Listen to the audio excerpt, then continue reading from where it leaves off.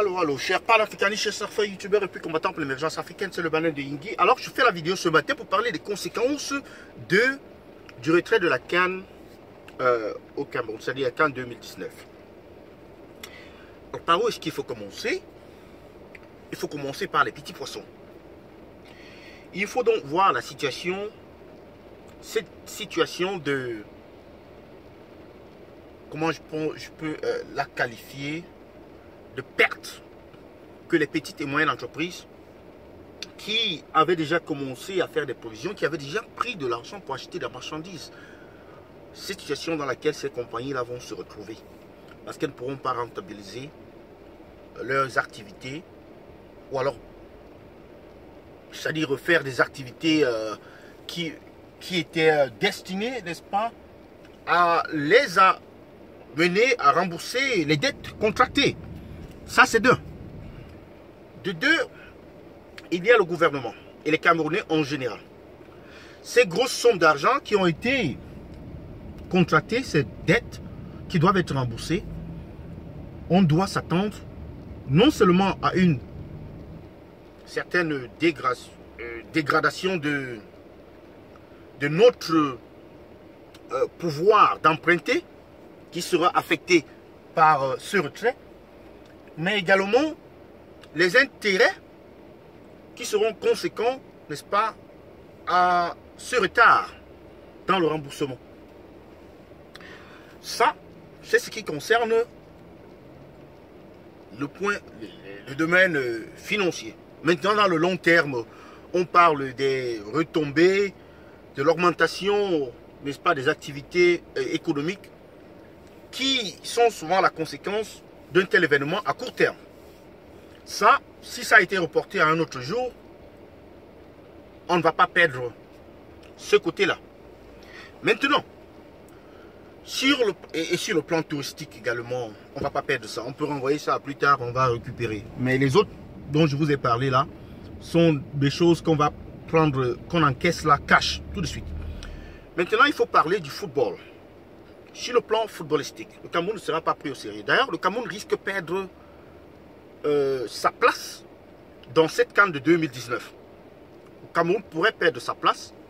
Ça dépend comment la CAF va s'en prendre à ce dossier et de la diplomatie camerounaise aussi. Ils risquent de perdre leur place. Et donc, les footballeurs camerounais risquent d'être sanctionnés. Eux qui n'ont absolument rien fait risquent d'être sanctionnés pour n'avoir pas, pour avoir des leaders qui sont fainéants. Ça, c'est l'autre aspect. Maintenant, dans l'aspect footballistique, on parle de 2021. Mais 2021 appartient à la Côte d'Ivoire. C'est une propriété de la Côte d'Ivoire. Comment est-ce qu'on peut retirer 2021 à la Côte d'Ivoire alors qu'elle n'a rien fait? Imaginez, vous êtes assis chez vous. Votre petit frère va tuer quelqu'un en route et il disparaît. Et on vient vous arrêter. Qu'est-ce que vous avez à voir avec lui? Est-ce qu'en vous arrêtant, ça fait un, vous êtes une personne, lui il est une autre personne. Donc est-ce qu'en vous arrêtant, ça résout le problème? Est-ce que c'est faire la justice? Non. On doit arrêter votre petit frère qui est le concerné. S'il a fui, il sait pourquoi il a fui. Et on ne peut pas condamner quelqu'un d'autre pour un crime qu'il n'a pas commis. Et donc c'est ça ma façon de voir. Les autres conséquences, c'est évidemment cette guerre qui se passe entre les Ivoiriens et les Camerounais sur les réseaux sociaux. Les Camerounais qui s'attaquent aux Ivoiriens.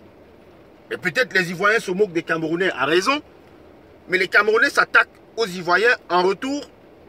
En leur souhaitant pareil. Vous avez suivi José-Antoine Bell qui disait que rira bien qui rira le dernier. Donc il y a cette guerre fratricide entre les Ivoiriens et les Camerounais qui en réalité sont de bons amis, du moins. Mais à cause de la CAN, risquent de commencer à se détester davantage. Donc il y a cela qui doit faire partie des conséquences. Et dans le, grosso modo, dans le grand thème, les conséquences, c'est également qu'on apprenne à bien faire le travail. Qu'on espère que ceci aura servi de leçon pour que les gens qui sont aux affaires sachent comment opérer les changements qui feront en sorte que ceci ne se répète plus jamais. C'est de cela qu'il est question. Parce que pendant longtemps, on a eu des projets comme celui de, comment on appelle ça, l'autoroute Douala-Yaoundé, qui traînent, qui ne vont nulle part. Voilà des stades Olembe et consorts où il y a des gens qui n'ont pas encore touché le dédommagement qui a été, n'est-ce pas, débloqué par, n'est-ce pas, le régime en place pour les déguerpir de ces, n'est-ce pas, de ces lieux. Ils n'ont pas touché cet argent et on comptait quand même tenir une compétition alors qu'il y a des gens qui ne sont pas satisfaits. On ne veut pas que les journalistes le disent parce que si les journalistes le disent, c'est antipatriotique, c'est contre l'image du Cameroun, ce sont les ennemis de la République, ainsi de suite. On doit arrêter quand même ce théâtre.